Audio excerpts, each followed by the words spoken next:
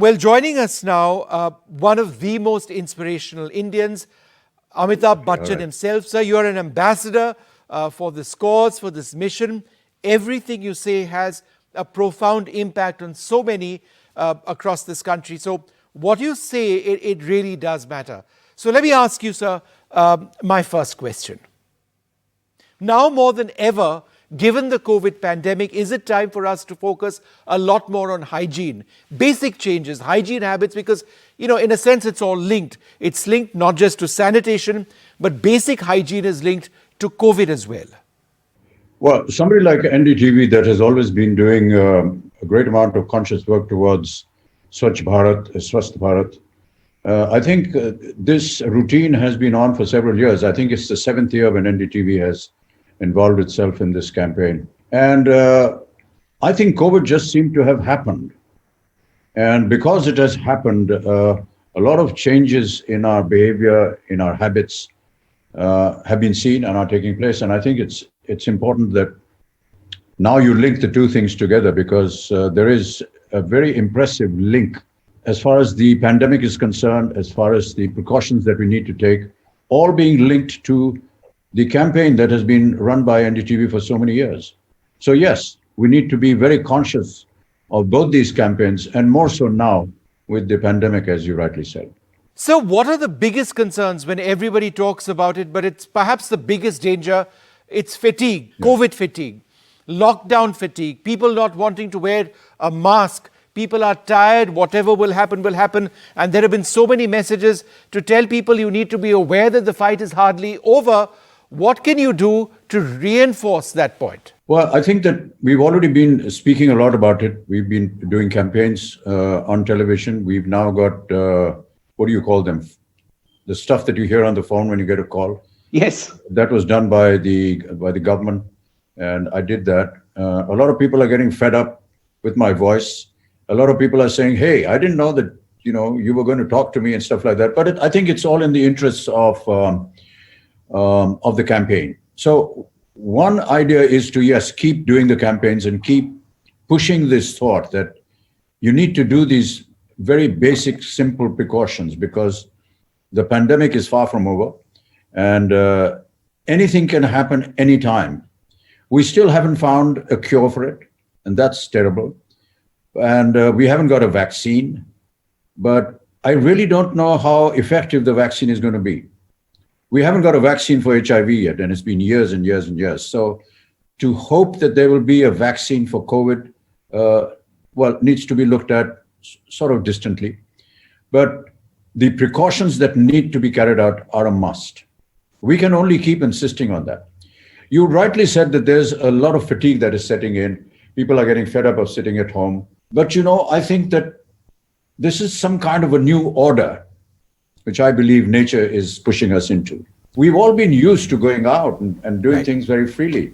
Suddenly somebody is saying, hey, you can't do that because, you can fall sick. And unfortunately, there are many cases where lives have been lost. So I think the fear of the lives being lost was initially very powerful.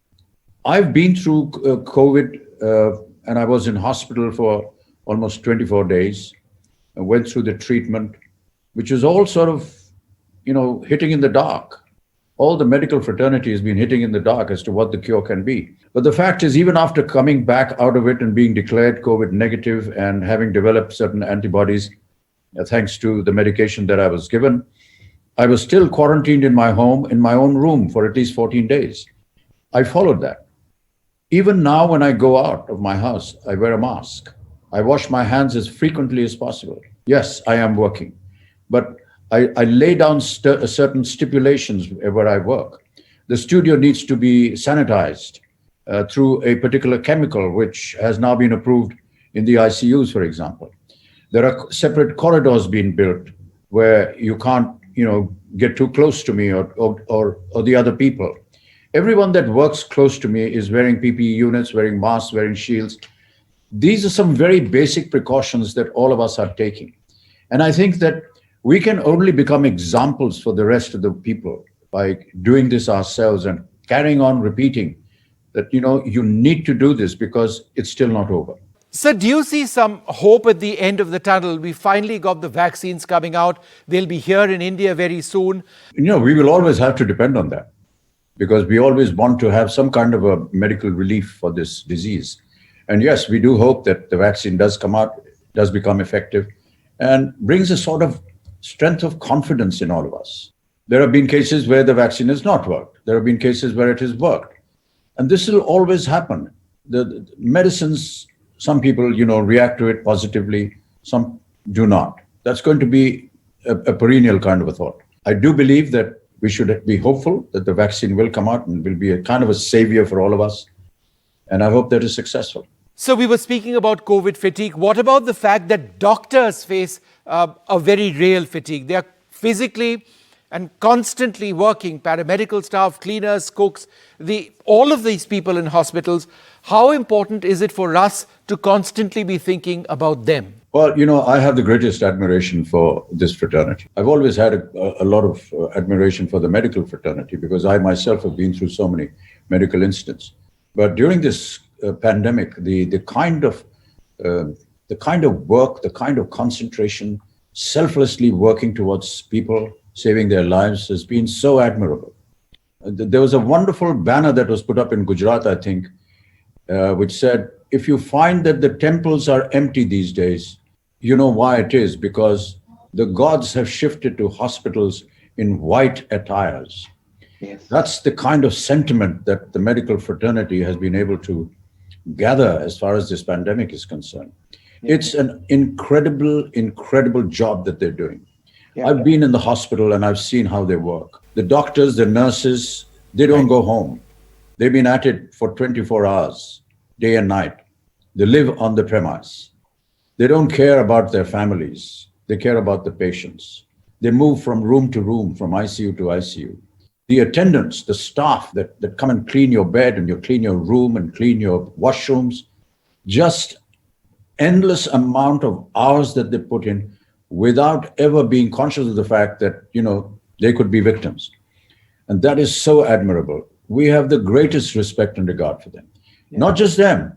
A lot of the people that are like frontline warriors, the police forces, the other people that are working to bring essential foods and services to homes, they are equally at risk, but they are continuing to do their work. Now, when we speak about Swachh Bharat and Swasth Bharat, it's also important to ensure that there is basic sanitation by way of soap, by water being available in every village as we speak about COVID. So how important is it perhaps to reassert the importance of last mile availability of basic water, clean water, so that people can be sanitized, that helps people protect their lives? This is a huge question and this is a huge issue. Some of us that are fortunate enough to live in metro cities and have the facility of clean water, hopefully, and have the facility of having soaps and washing material, that kind of luxury is not available in the villages. And we can keep talking about it, keep washing your hands, but what does that villager do when he doesn't have soap, he doesn't have water? We've been pushing, sanitation and how to keep building toilets in the Swachh Bharat campaigns. And to a large extent, it has been quite successful. So we hope that through this campaign of NDTV, Swasth Bharat, we are able to push this with equal force and hope that people follow that. It's going to be very difficult for those centers that do not have this facility. I wouldn't like to put everything on the government. The government can do only so much and not more. But if a lot of private enterprises, private people, individuals can think of this thing, go out and, make charitable gestures to even their own house helps, it works very well. Yeah. That extra slab of soap that you may be using in your washroom, if you gave it away to your house help, he has that facility to be able to keep washing his hands. I guess that's the kind of sentiment that we need to project. Don't depend on everything on the services or the government services.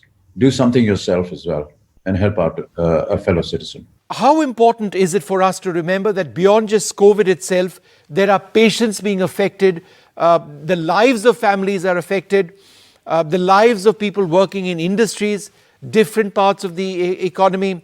So when we speak about COVID, we need to go beyond just looking at GDP numbers. They're very real lives of people and their families which are affected. A lot of lives have been affected. A lot of people have lost jobs. A lot of people's business has gone down. But what can we do? I guess you start pulling up your socks and starting all over again. Face the problem and just, try and overcome it by starting all over again, starting from scratch. Many people, many businesses that are now functioning from homes find it a lot more convenient. I mean, that's a very elitist look at it, but they function from their homes. Everybody's been given a laptop. I know a lot of the big the corporations overseas in America and in Europe, they've stopped calling their people into offices. They've supplied them with laptops and they conduct their business through that. It's working very efficiently. But we're talking about, the corporate world, and what about the common man, and how has he suffered this? And I don't know whether you are aware of that poor old man in Delhi who used to make food for people that he cooked, and he was in tears because nobody was buying his food anymore. Yeah. And that went on to the net, and it was so admirable to find hundreds and thousands of people coming forward and, helping him. Yeah. A lot more of that is happening, in the country. And that just speaks about the character of our nation. Yeah. So a lot more has to be done. And yes, we will have to bear this for a while. It's been a universal change. It's not just us, it's the entire universe. And everyone is finding ways and means of how to cope with it. And somewhere or the other, someone is coming across with some novel ideas and they're working. And I feel that some good will come out of this. Yes, I know it's terrible to talk like this, but I do feel that there's a lot of good that is also coming up. We never used to be paying so much attention to washing our hands, but look how many times we're doing that today, just to keep clean. Our parents always told us, go and wash your hands before sitting down on the dining table. Or have you come back from playing your games, go and have a shower, go and bathe, wash your hands. Now it's almost happening automatically. That's a learning. So I just believe that, there's a lot of learning that has happened in this country.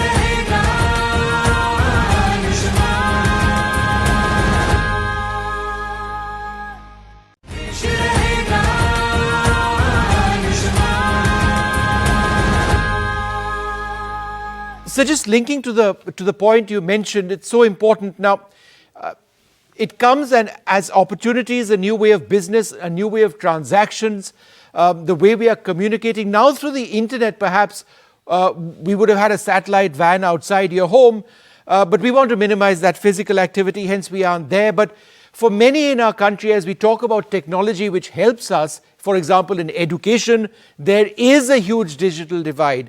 There are people, young kids, who can't even be educated because they don't have access to an instrument, a laptop, a computer, a smartphone. So is that something we need to focus on as well, the digital divide that exists in India? When these corporations and when these businessmen decided to, digitize the entire country, they weren't expecting the COVID. They just wanted their mobile carriers to reach as many people as possible. The people that manufacture computers and stuff wanted their computers to go to as many people as possible. And it was a process. It was work in process. Suddenly now, with the COVID coming on, we've had to deal with it, as you rightly said, by functioning from homes, from computers. And the digital divide is there because there hasn't been enough time to reach these people, to give them their mobiles, to give them the internet connect. It is going to take time. And a lot of kids that have the means are studying from home, and they're quite happy with it. The only thing is, yes, they're unable to physically see their friends, their classroom teachers. And that's the same with people who are suffering from COVID and are in hospital. One of the effects of COVID in hospitals has not really been talked of much, and that is depression. Yes. The human being survives because he's able to see another human being.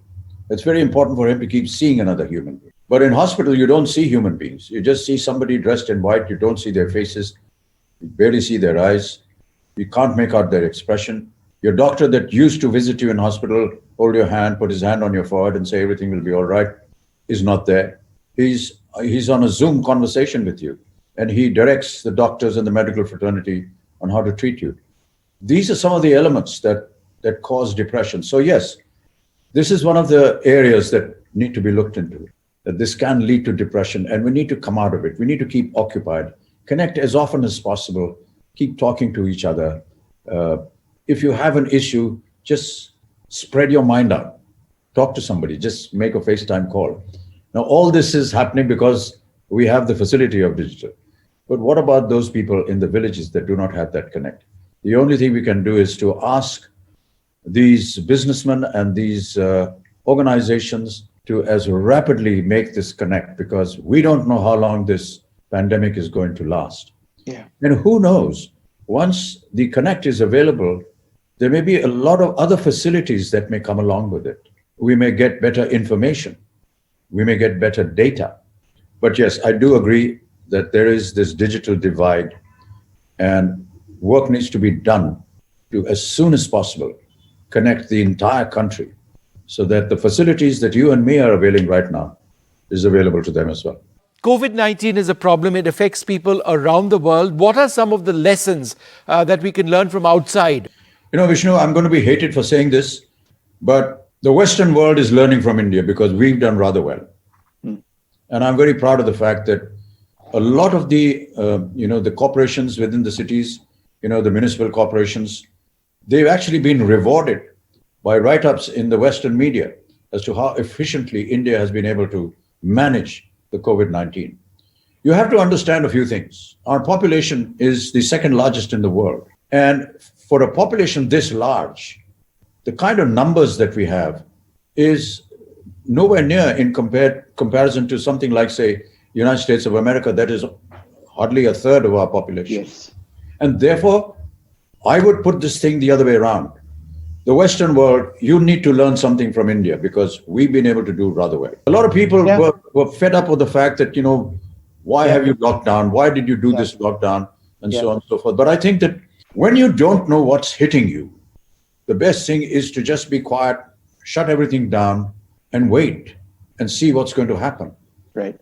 It also gave very important time, and this is sometimes not spoken on, very important time to the agencies to be able to get prepared. The medical fraternity and the agencies needed that time to be able to prepare themselves. Yeah. And they've done so well. I mean, here in Mumbai, we've got an entire arena that has been cleaned up with almost 1,000 beds. Yes. And the other day somebody came and said, I'm not getting admission. I said, why don't you go here? They say, yeah, thank you so much. I went there and half of it was empty. Just shows that, we are curing people faster than we are getting the diseased people. Yeah. And there are empty beds now. So the facilities they needed time to get organized. And I think that lockdown went a long way in doing that. So just a couple of final questions. Firstly, your own Swasth mantra. What is your mantra for good health? We've been talking about it, and we've done several campaigns. Keep washing your hands, maintain social distancing. I think it's all right when you're inside a home and you're safe. Your family has been tested and they're all okay. But the moment you go out, there are some basic things that you have to observe. You have to wear this mask. You have to keep social distancing. Your sanitation has to be very clean. The streets need to be clean.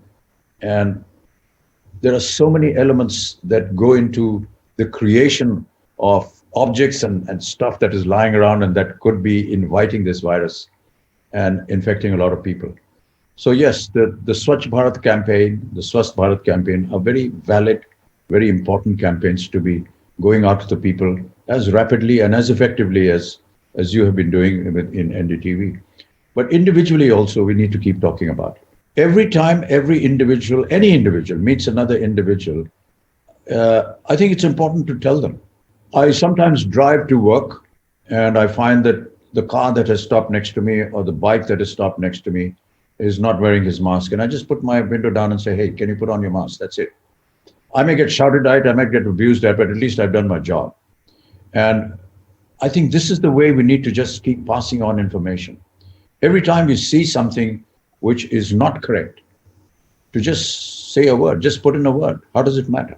It's not a waste of time. It doesn't take too much effort. There are young kids going around on motorbikes without the mask on. They stop at the red signal. My car comes and stops there as well. I just tell them, hey, put your mask on, you know. And I think the more of us that can be able to do that, the better it will be for everyone.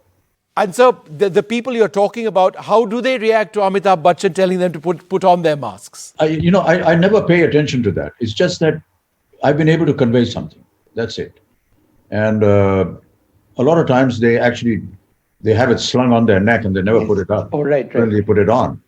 And some of them just give you a dirty look. But that's fine. I've conveyed what I had to convey. Thank you so much, Mr. Bachchan, for being with us. We really appreciate it. It's wonderful speaking to you. Thank you very much indeed.